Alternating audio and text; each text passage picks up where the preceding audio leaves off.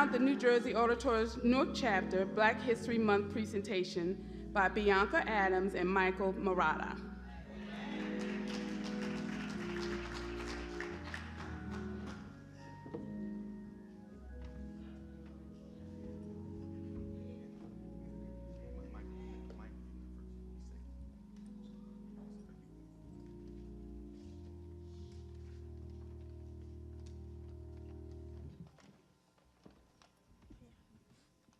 Thank you. Good morning. My name is Brianna Adams, and I am a proud member of the New Jersey Orators Newark Chapter 1. I'll be reciting in the category of declamation, Ain't I a Woman by Sojourner Truth. This speech was delivered in 1851 at the Women's Convention in Akron, Ohio. I chose this piece because not only is February Black History Month, but because this speech represents a time where African American women were not treated with as much equality as everyone else, and fought to win the rights that they deserved. And without this act of courage, we would not live like we do today. Sojourner Truth was born Isabella Pumphrey in 1797 in Ulster County, New York. She was one of 13 children born to Elizabeth and James Pumphrey, who were slaves on the Hardenburg plantation. Sojourner Truth spoke only Dutch until she was 9 years old, when she was sold to a man named John Neely for $100. On June 1st, 1843, she changed her name to Sojourner Truth. In 1844, she joined the Northampton Association of Education and Industry. The group of 210 members lived on 500 acres of land, raising livestock, running grist and sawmills, and operating a silk factory. She met activists like William Lloyd Garrison, Frederick Douglass, and David Ruggles. The association disbanded in 1846 because of debt. After, she went to live with George Benson, a founder of the association, and began dictating her memoirs to Olive Gilbert, called The Narrative of Sojourner Truth, a Northern Slave, and was privately published in 1850. And ever since then, she has been a part of religious, anti-slavery, and women's rights movements and conferences until she died on November 26, 1883, in Battle Creek, Michigan, at the age of 86 years old. And now my presentation, Ain't I a Woman by Sojourner Truth. Well, children, where there is so much racket, there must be something out of kilter. I think that twixt the Negroes of the South and the women at the North all talking about rights. The white men will be in a fix pretty soon. But what's all this here talking about? That man over there says that women need to be helped into carriages and lifted over ditches and have the best place everywhere. No man ever helped me in the carriages or over mud puddles or let me have any best place. And ain't I a woman? Look at me. Look at my arm.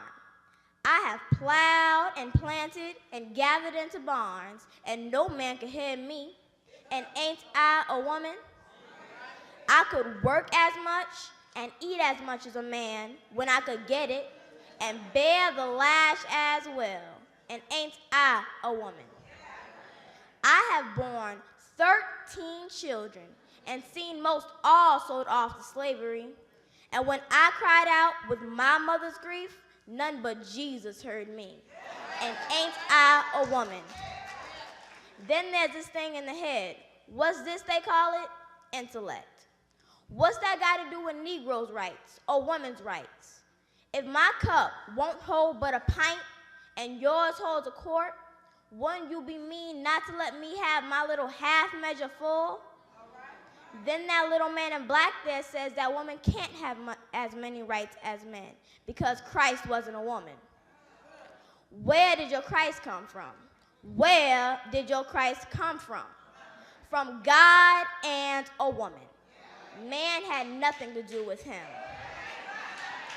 If the first woman God ever made was strong enough to turn the world upside down, then these women together ought to be able to turn it back, right side up again. And now they is asking to do it, and the men better let them. Obliged to you for hearing me, and now old sojourner ain't got nothing more to say. And once again, my name is Brianna Adams, and I am a proud member of the New Jersey Orators, Newark Chapter 1.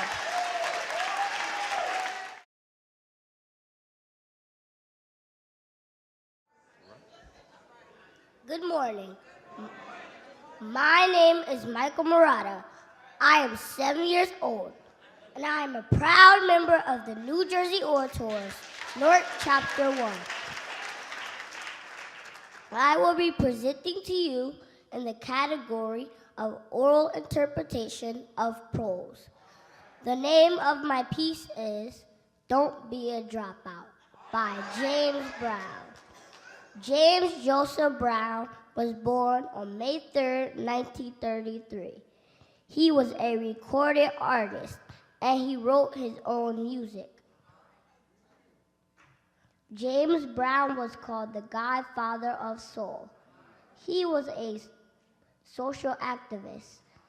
In 1966, he released a song called Don't Be a Dropout as a lesson to young students who had thoughts of dropping out of school, and gave money to school dropout prevention programs. And now I present to you Don't Be a Dropout by Mr. James Brown. Now a good friend of mine came to me and cried, and he told me a story, and I knew he hadn't lied. He said he went for a job, and that the men said, without an education, you might as well be dead. Now don't get me wrong, he said, it's not who you are. People come to me from both near and far. My friend couldn't get work, but he wanted to follow the rules. He didn't have an education, so he had to go back to school. My friend told all his buddies that he loved so well that their price for trouble he would not bear. Now his friends didn't seem so good, but they didn't seem so bad. They didn't seem so happy, and I knew they weren't sad. But the point is that they followed the rules, they got an education, and they all finished school. My friend gave good advice, as a matter of fact. But then he dropped out of school and never went back. One day, my friend got tired of his little spending change. So he looked up my friends, and he checked out their pay range. When he got to the cribs, he found he was a drag. 'Cause man, they were clean, and his clothes were like rags. One was a businessman with plenty of dough. He had his things so set up, he knew he couldn't blow. The other had his job so uptight, he had his whole family and his kids all out of sight. His friends looked at him and saw he was a drag. They looked at him and saw he was in the same filthy rags. His friends worked real hard, trying to work their way through. He realized he should have done the same thing too. His friends kept on pushing when the going was tough, and now things don't seem as quite as rough. So kids, stay in school. Don't be a drag. Take my foolish friend's advice and live like the other half. Again, what did the man say? What was it he said? Without an education, you might as well be dead. What was it he said? Without an education, you might as well be dead. Again, my name is Michael Murata, and I am a proud member of the New Jersey Orators, Newark Chapter 1.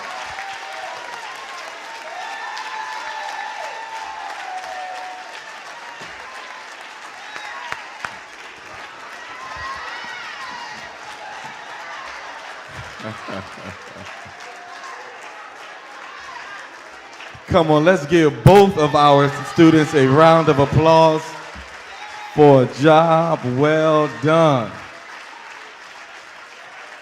Amen. She did a wonderful, and she did an awesome job. Amen. Amen. What did he say? Amen. Amen. Did a wonderful job. I learned something, Sister Griffin, from Miles when he was presenting. Maybe if I do that, I might preach a little better. He was up here and he had, I don't know how he did it, but he had all his fingers crossed. I was saying, well, maybe if I could do that, I could preach a little better. I can't even do it, but he had them all crossed.